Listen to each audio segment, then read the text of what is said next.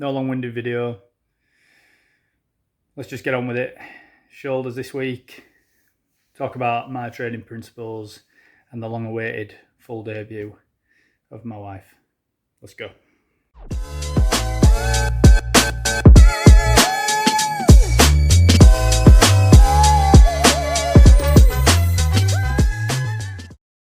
So today's video is just me talking about some of the principles that we adhere to during our training. I'm sorry that the audio isn't great. I am going to buy a microphone in the future just so that the audio is a little bit better. So as some of you might know, but not everybody, most exercises in the gym are performed with a concentric and eccentric element to the movement. So your concentric muscle contractions occur when the muscle shortens and contracts under load, whereas the opposite happens in an eccentric muscle contraction. In an eccentric contraction, the muscle lengthens under load. So in this current video, the side delt is contracting concentrically as at the moment as I abduct the arm away from the body, so move it away from my body. Conversely, the side delt eccentrically contracts as I lower the weight back towards my body. So the muscles in your body have a better ability to create and generate greater force during eccentric exercises. And as you may have noticed in previous workouts and workout videos that I've posted, including this one, that our movement tempo is more slow and controlled on the eccentric portion of the exercise. The reason for this being that it allows for adequate sort of time under tension to mediate the desired hypertrophic effect. If you just spam and move weight with no control, it's hard to get that desired effect. So control is a necessity really to ensure a reduction in injury risk, to get good technique and for sort of adequate time under tension. It isn't obvious in this video, but when I train, I expose my muscles to higher tension but the most lengthened or stretched position. So if you do this under control, it helps to maintain your range of motion, helps with flexibility, and can also sort of reduce your injury risk. It also has the potential to strengthen muscles at their most sort of vulnerable positions.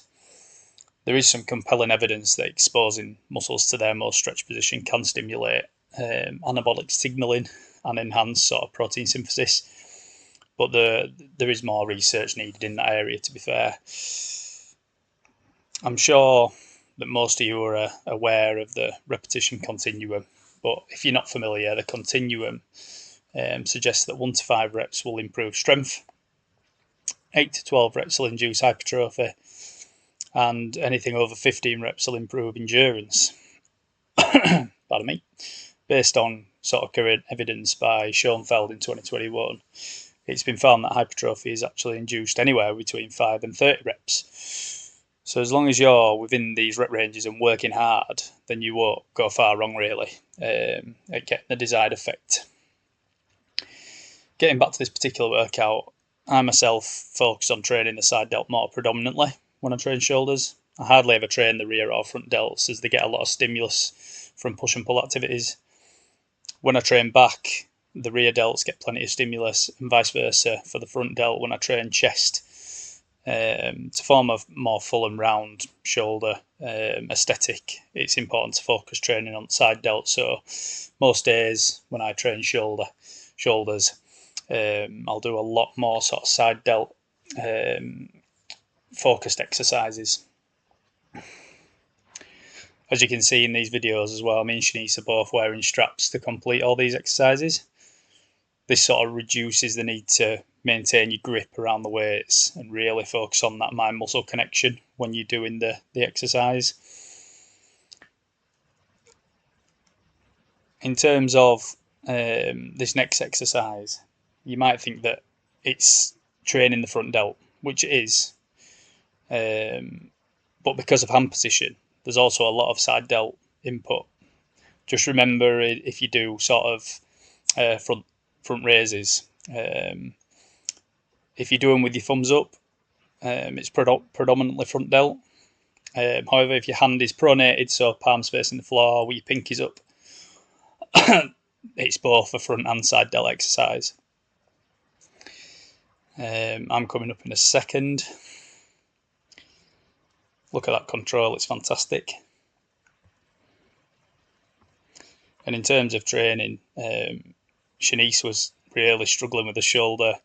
DOMS the day after this exercise. Obviously, you can see that we hadn't overdone it with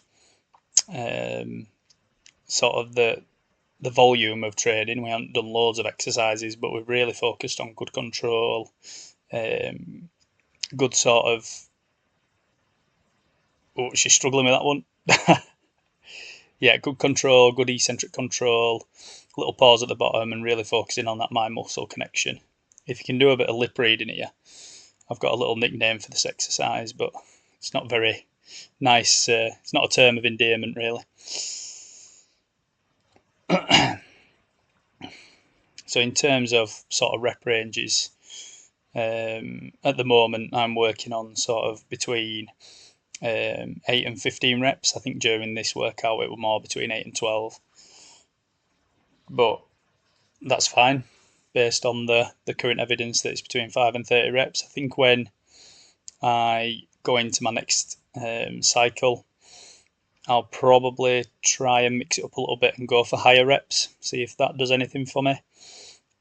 But we'll wait and see. I feel like Shanice's technique were much better than mine. And if you can see my face and it's all scrunched up and looking in pain, that's because I have got a little bit of a sore shoulder at the minute.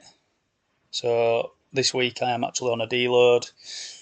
So my goal is to reduce the weight just so that I can recover for a week, and then I'm going to restart another 6-week cycle. And this is just me and Shanice on a little walk yesterday.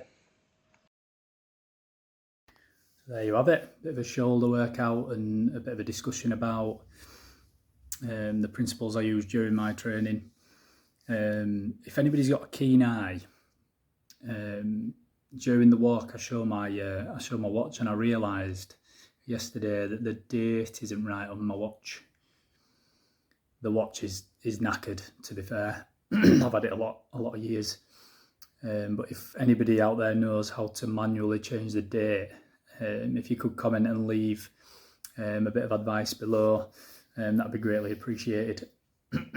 Anyway, yeah, like I said, I'm on a bit of a deload this week, so no training video coming out this week. So I'll decide what to do sort of later on this week, I think. Shanice is actually on a photo shoot this week on Sunday.